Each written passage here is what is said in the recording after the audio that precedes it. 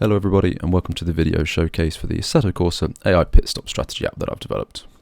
I'm now hosting the app on Patreon, as you can see, and you can pick it up for £1 if you become a member, so don't worry about paying £3, it's as minimal as I could set it to.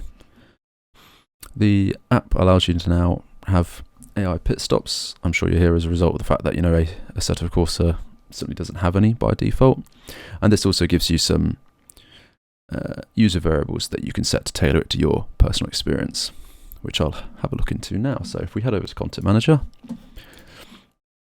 it's a simple drag and drop from Patreon. It'll give you a zip file, zip folder, which you can simply drag into Content Manager. It'll install. You'll know it's installed if you go into Content, Miscellaneous, Lure Apps, and you'll see Nuzzi's Pit Stop app. Now if we open up the folder in here, you can see Nuzzi's Pit app.lure. Double click that and open it up in whatever editor you want, and I'll just quickly go through the user values that you can set. The first one is to true or false whether the app is actually enabled. You can either use this variable or you can see the disabled button in Content Manager here. Completely up to you which one you want to use. Here we have the second variable, which is start compound. This is the compound that the AI are going to start on, and it's 0 to however many you've got. After that, we've got the AI unique strategies. With this set to true, they might pit one lap sooner than your pit lap, on the exact lap, or one lap later. Bit of randomness to help it be a bit better. Then you've of course got the variable for the actual pit lap. Simply put, what lap are they going to come into the pits. Then you've got the new tyre compound index. And this one is what they're going to change onto, which tyre compound they're going onto. Now we've got the amount of time that they're going to be stationary in the pits, the standard amount of time that it's going to take for a crew to change the tyres. There is a little bit of randomization to this to simulate some slow stops. Say a mechanic is struggling to put a tyre on and it costs them an extra second, just to add a bit more randomness and realisticness. Then we've got this variable here, which is a true or false for whether the pit box is to the right. And this is when you're driving down the pit lane, are the pit boxes to the right, so that the AI know to pull over to the right to go into their pit boxes. So for tracks where you pull into the left from the pit lane, then you just want to switch that to false. These two values here, you can leave them as default, but I added them so this is the additional time that it's going to take to fix either the front wing or the rear wing. Currently they're just set up to 3 seconds. Tailor them to however long it would take in whatever car discipline that you're driving in. And that's it for all of the user values.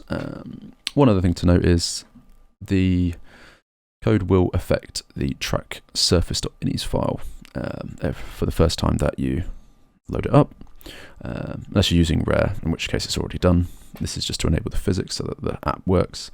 If you want to revert this, because it may potentially give you an issue racing online, then there is a little bit of information here, line 140-ish. Just to revert that, it's really only a couple of lines in the surfaces.ini file of the track. So I'm just going to do a run through of a very quick example race now to show you it all actually happening in action.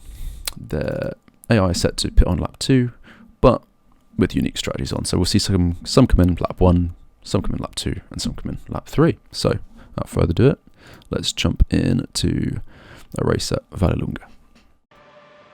Okay, so here we are in the race session. As you can see, all of the AI starting on the green-walled soft tyre. I put myself on to match include, as you can see as we go in the Red Bull round turn 1. Starting from the back. And I will be switching over to the AI to obviously showcase them going into the pits. With the settings that we put on earlier, we'll be able to see some coming on lap 1, some coming on lap 2, and some on lap 3. So yeah, switching over to the Mercedes now, and let's see if a few go in on the first lap. Yep, so there you go. I think we've got 3 of the front runners who didn't, and then 1 who did. Yeah, so switching on to, it's the other Mercedes, popping into the pits. As you can see, we set up the pit box to the right as true, so he's going to get to his pit box, turn in right, come to a general stop, and then have the time stationary for which the pit crew changes tyres. And yep, as he pulls away, we can see that green wall tyre is now gone, as he's switched on to either the mediums or the hards. And it looks like, yeah, Ferrari also came in as well. They're getting back up to speed and shooting off down to Sector 1 now.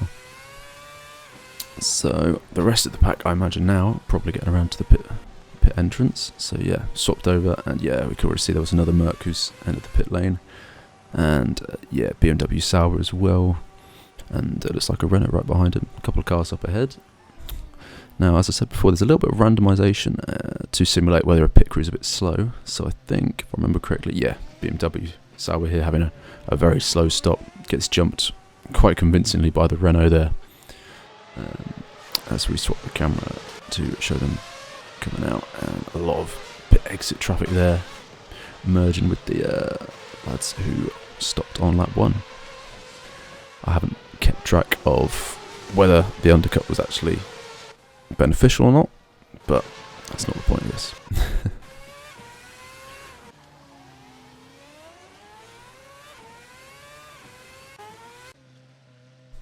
Switching over now to a couple of the drivers who didn't pit on either of the first 2 laps. They've come in now on their final chance, and yeah, as you can see, swapped over from the softs onto the mediums, and they're exiting the pits now, going for the overcut strategy. A little bit of traffic on the exit. Both Mercs jumped him, and then that's myself on the outside there, barreling around sector 1. It's quite a cool little track. I enjoy it, and I use it a lot for testing different things. And oh yeah, good move down the inside there.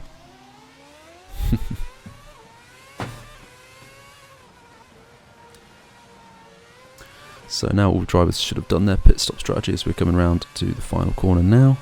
Shouldn't see anybody go in. Yeah, perfect. And that's it, down to the line. So yeah, I just wanted to give a bit more information and showcase the mod working. Link, of course, to the Patreon is in the description, as well as a link to my race department for the things that I'm happy to be free.